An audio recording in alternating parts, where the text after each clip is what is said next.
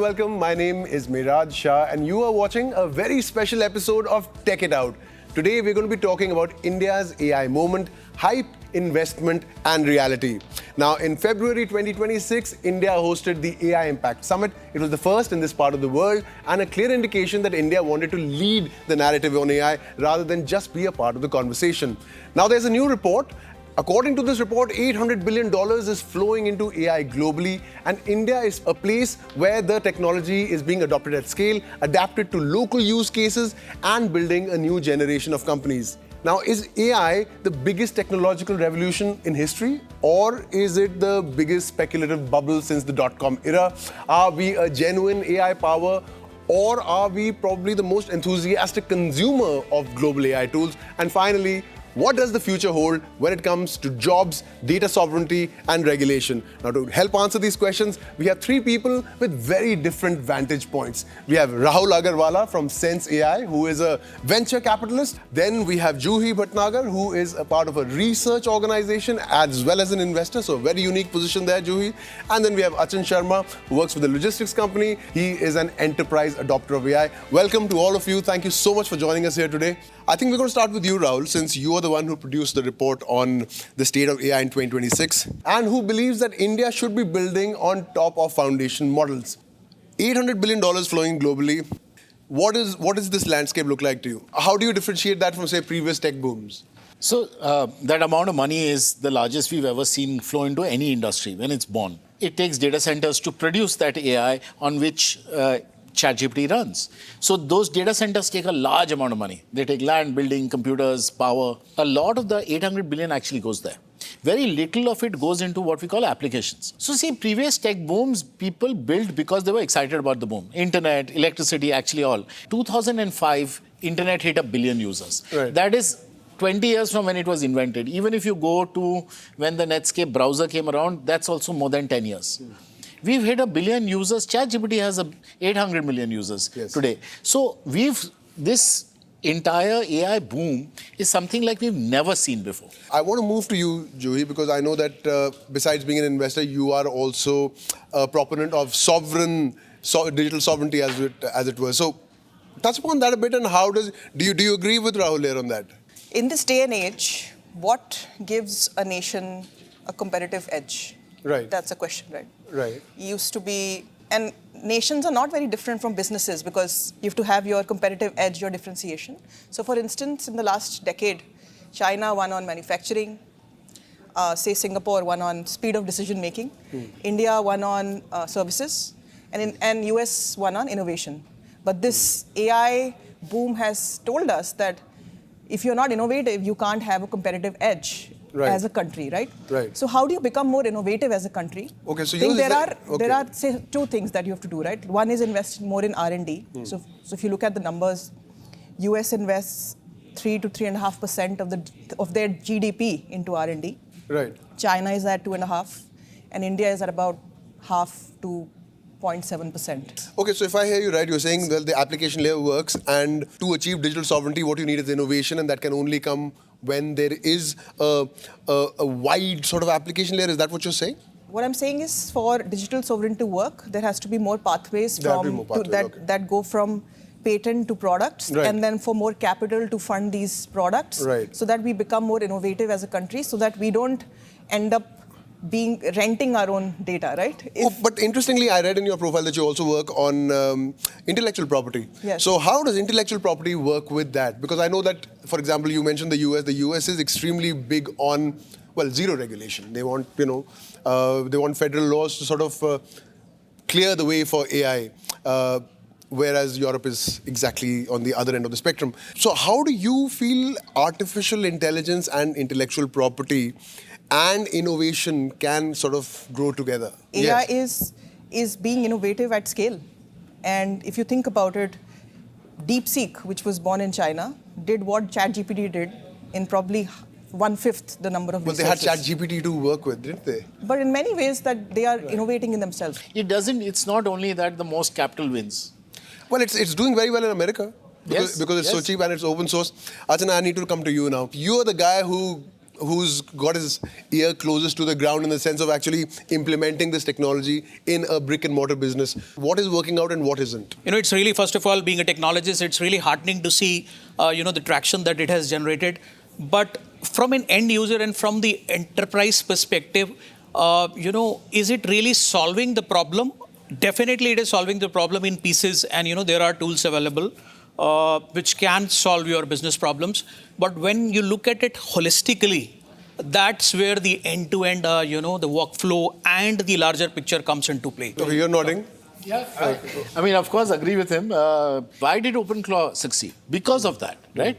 Despite the fact it's an early product, it has security issues. Even when ChatGPT came out, there was hallucination. Right, it still does. No problem. Yeah. But people have adopted it, right? Because it has some value to give you. Nothing is fully perfect, but there's enough value. It helps me live my life better, do my work better. I will use it. And that to me is the biggest lesson. You don't need perfection for adoption. You need it to be good enough, and AI already is good enough, which is why it's different from old things. Like, there were companies launching video on internet in 1999 when the download speeds, people used to do dial-up connections. Right. It didn't work. Today, you and I don't think about clicking on a video on our phone. We see all kinds of videos on our phone simply because it just works. So AI is like that. It just works. It's interesting you brought up OpenClaw because it is clearly not safe yet to use. Like, people are getting different computers to install OpenClaw, not doing it on their own computers. What about regulation? Where does it fit in? All three of you, where does regulation fit into all of this? And whose business is it to regulate it? Especially when the ramifications extend far beyond the individual. So 2 ways to look at it, right? One is, there is a whole set of regulations today also, right? Right. Which fix liability, which fix what you must do and must not do, right? What are the peculiar thing AI brings due to which we will need new laws, right?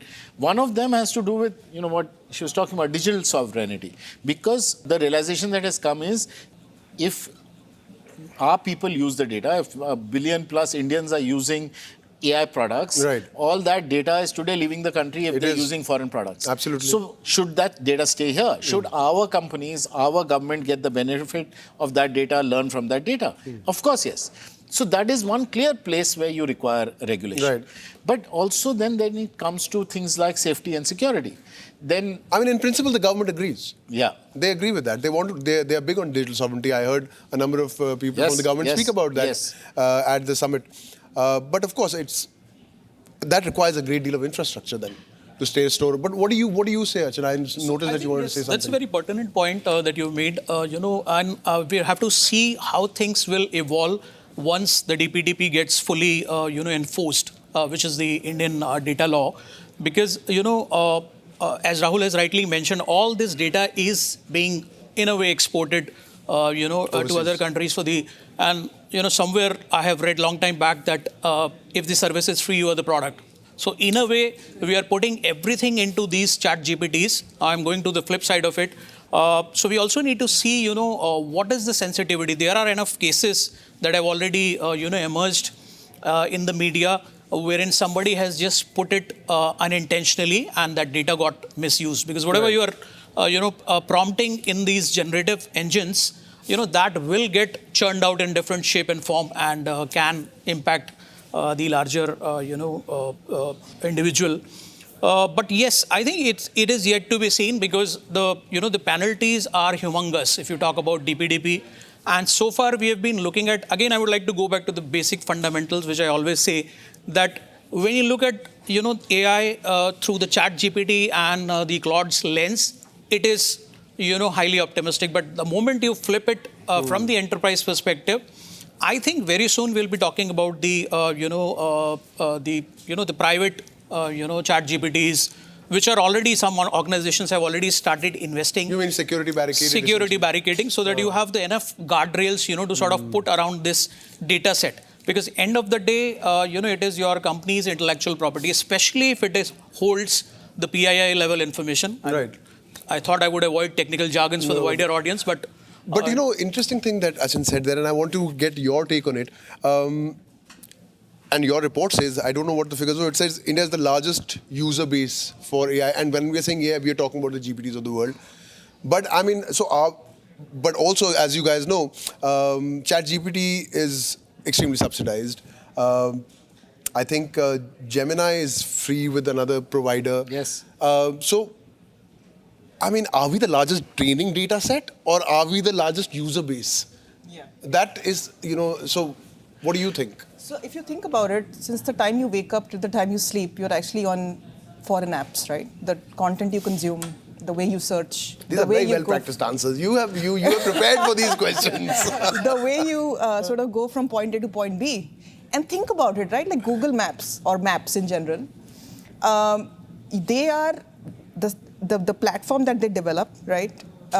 India is the largest user base. Perhaps the build is also somebody in Bangalore building the app, right? But who gets the revenue? The revenue is actually outside, and who gets the taxes is actually the US government, right? So we are actually giving the data, and we are actually giving the insights, and we are renting our own data back from these big companies that are outside. The role of government is what you asked. I think there are three aspects to it. One is just the regulation piece, right, where you have to design the incentives in such a way that our private sector actually rallies behind that sovereignty angle, whether it is, say, giving lower cost of capital, which the RDI fund does, right, and it distributes. It's a large fund that has been announced at the And technologically, you guys think we are equipped for it? Absolutely. See, so there are things which we do well and which we don't, right? And the report talks about it to some extent. Why did we do well on applications? Is because we've been building applications in long before AI came around, right? For the world. All the Infosys, TCS of the world have built and solved technical problems for foreign companies for the longest time. Right. We understand how to build great applications and solve real problems. And we're just using AI to do that. Okay. So that to me is our strength, and we must bank on that to win in this game. And I think AI is, simplistically speaking, it's basically a 5-layer cake, right? Where you have the energy, then you have the foundational, the chips, and then you have the cloud, then you have the models, and then the applications, right? So, and in this entire stack, we've been sort of limited so far to the application stack that Rahul has been talking about. There's the 4 layers that's remaining, and that's the sovereignty angle, because if you want to be truly sovereign, you want to own your data, your network, your users, the insights, and potentially the revenue that comes from the taxes that the companies generate, to own the entire layer and not just the application layer, because applications essentially at some point are wrappers around the basic foundational technologies that have been developed in other countries. I hear you. Achin, I want your take on that. Now, she's talking about digital sovereignty. Now, I want to know, so for you, sitting from an enterprise sort of point of view, is it about digital sovereignty or is the debate about price point? Definitely, if I look at it from my enterprise budget perspective, I have to be cost conscious, and I have to go for the one which is providing this at the cheapest cost with, of course, ensured security. There should be some drivers or trigger points for any enterprise or for any existing player to switch, or even if there are new players in the market, to move to that platform. So one could be incentivization. So if they are incentivized properly, the second could be through the regulatory enforcement. So I think we are on the right track, and with this DPDP coming into effect, it is heading in that direction. When are we going to reach there is a question that needs to be asked, because you also asked that question, that are we really ready for that?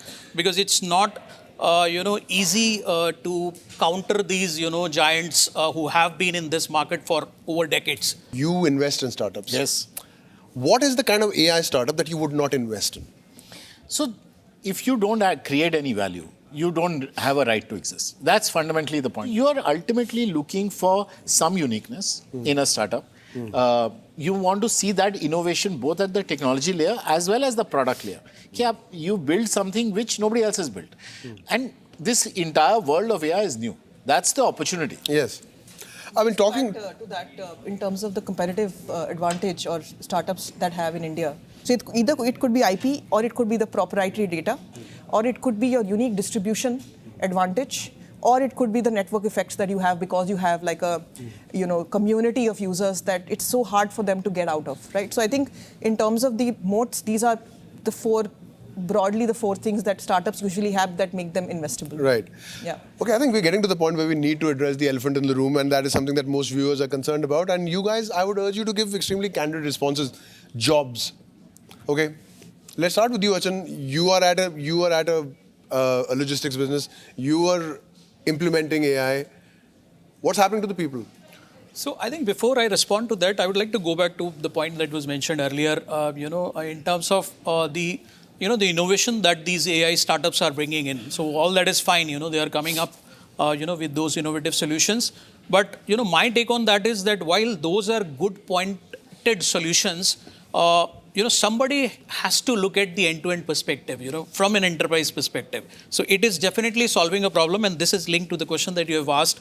So if I want, say, for example, to do route optimization in my logistics world, so currently there is a team of, say, if there are 10 people involved, with the route optimization AI-enabled engine, I can, definitely optimize that piece. But I think eventually we has to look at the end-to-end holistic view, and that's what enterprise is seeking.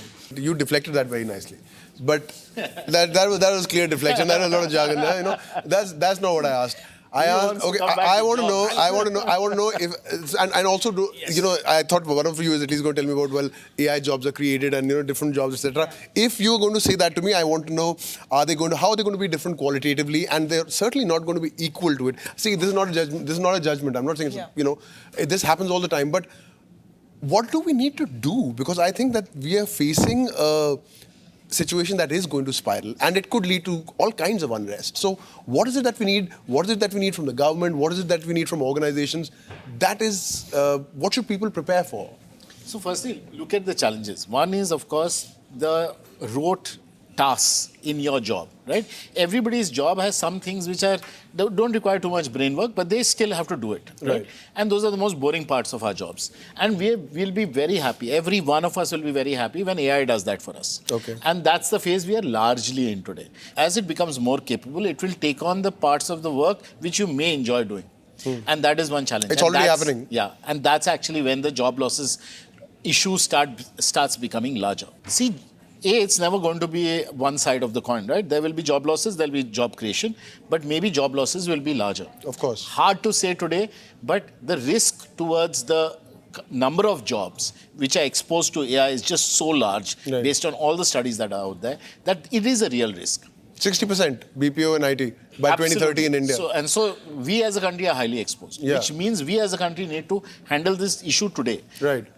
What does it take? So what do humans do which AI doesn't do, and I don't see it doing even in the next few years, is things like judgment, is things like creativity, is things like insight, intuition. Now, if you go look at your job, every job actually has some portion of this. And humans need to get better. People have to get better at that portion of their job. And we don't concentrate on that. Everyone doesn't focus on that, right?